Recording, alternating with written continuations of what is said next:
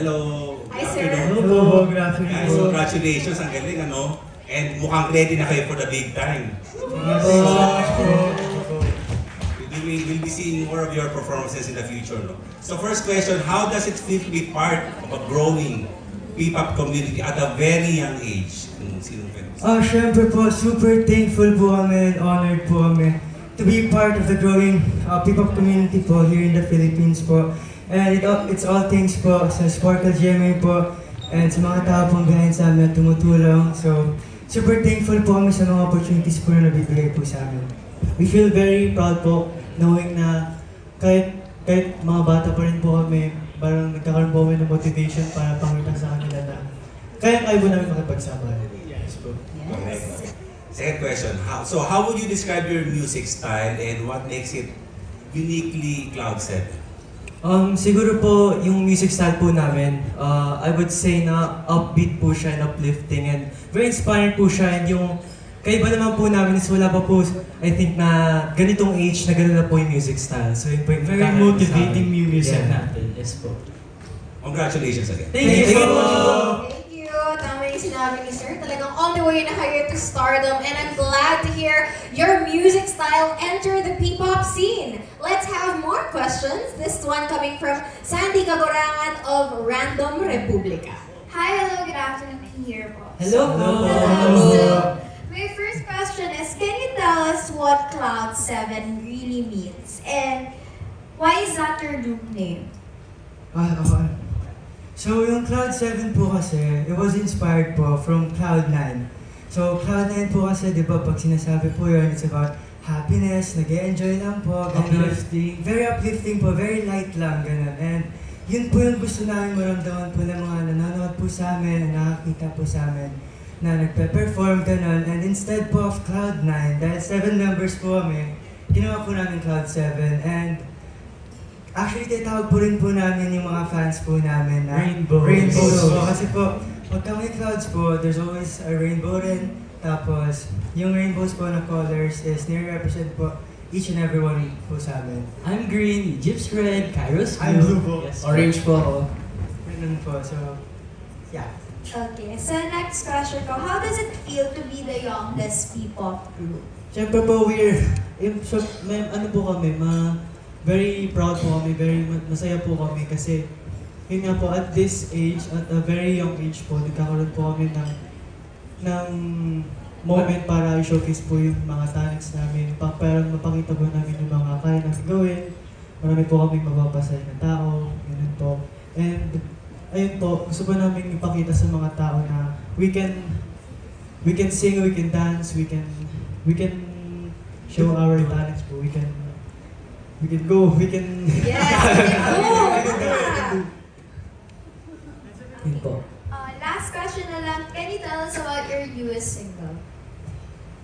Bara Bara, ang newest single, grabe, napakatagal na po namin prepare itong song na to. It's actually about being proud of something you're good at. It's showing off your skills at something you're good at. Kasi syempre pag napakagaling mo sa isang bagay, ibig sabihin hindi mo to pinara-bara. So tulad namin, gusto namin sabihin sa mga tao, sa mga rainbows, sa mga nanonood na dapat yung mga tinatago nyong kagalingan ng mga skills nyo, dapat hindi nyo tinatago and dapat nilalabas nyo. Kasi syempre, magaling kayo dyan, di nyo binara-bara yan. So yun po yung gusto namin ilabas na message sa newest single po namin. Thank you po! Thank you, Sandy. Ayan, very uplifting talaga yung music nila. Bara-bara. Very different. Kasi syempre sanay tayo mga P-pop groups, mga astig, di ba? But this one, very motivational. But let's hear more of their answers because we're getting the ball rolling. Let's hear it from the Yan of Regional TV. Hi. Hello. What message or emotion do you want your fans to feel when they listen to your songs? Ang gusto po namin na ma-feel nila is ma-inspire po sila, motivate po sila sa mga songs din po namin and samahan po nila kami sa journey po namin. Kaya ayun po, tara na, samahan niyo po kami. Yes. Sasama ka ba, Miss Dayan? Of course. Yes. Cloud7 always sa RTV. Yes. Okay. Can we expect any upcoming releases or collaborations soon? Yes po, marami po kaming songs na release, more shows, more collaborations. So yes po, you can expect many more events from Cloud7 to come po. Okay, thank you and good luck. Thank you po! So we can stay tuned with updates sa Sparkle and sa Cloud7 pages nyo, no? Para malaman nila kung ano yung mga collabs and releases na upcoming. But now, we also have more questions. This one is from Pep. So let's have our rep from Pep. Hello, Cloud7. Hello. Congratulations. So can you share with us your most memorable moment during preparation for your launch? This is kind of funny po. Sobrang dami po kasi. Siguro, pero para sa akin po, pinaka-favorite po talaga namin music. Yung sinunod po namin Up Up The Way po. Yes. Up Up The Way. Talagang lumaki pa yung bonding talaga namin doon. Nag-wrestling kami, like, pwede ba mag-spoil? Pwede ba mag-spoil? Pwede daw ba? Pwede po ba? Pwede na.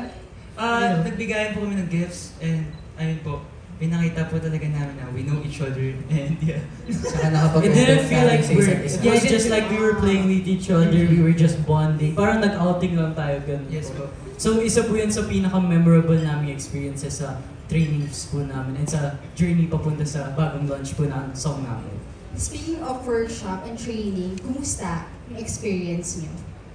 Ayun po, araw-araw po kami nagsasama-sama, araw-araw na po kami nagkikita and nagiging masaya naman po kasi mas lumalim po yung bond namin, mas naging deeper po yung relationship namin, yung chemistry po namin. Tsaka po, pagka may training po kami, super excited po kami pumunta kasi po, marami po talaga kami natututunan from our coaches po and mga people behind po sa amin, yung Sparkle po na pinaprovide po nila mga coaches. Super dami po namin natututunan. So, nabuboost po yung confidence namin, especially when performing po, ganun po. Tsaka outside GMA, hindi pa namin na-experience yung sobrang hirap na training na binibigay sa amin ng GMA. Kaya very excited po kami na Very thankful and excited syempre.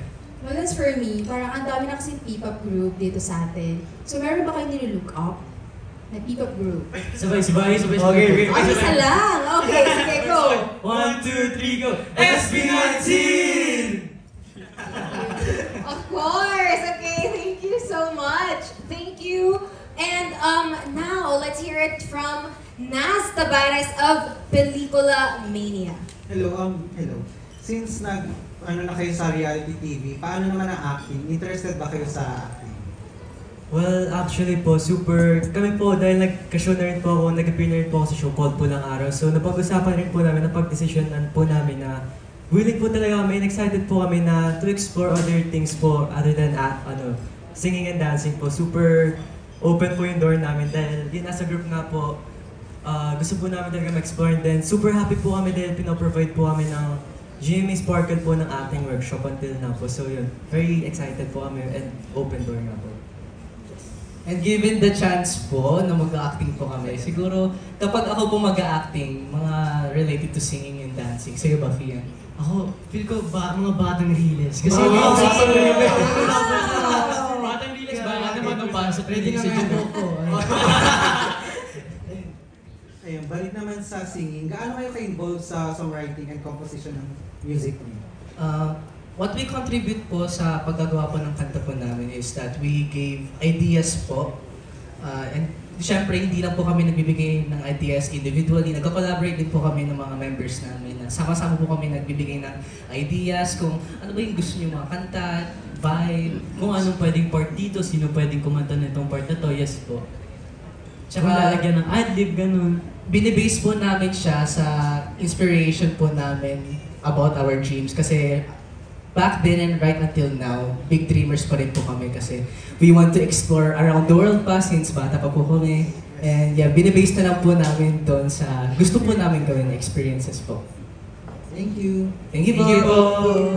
Thank you, Naz. Okay, since marami pa kayong gustong, syempre, gawin at your young age, I'm sure marami pang gustong marinig yung press from you guys. So let's also hear it from Lion Here TV.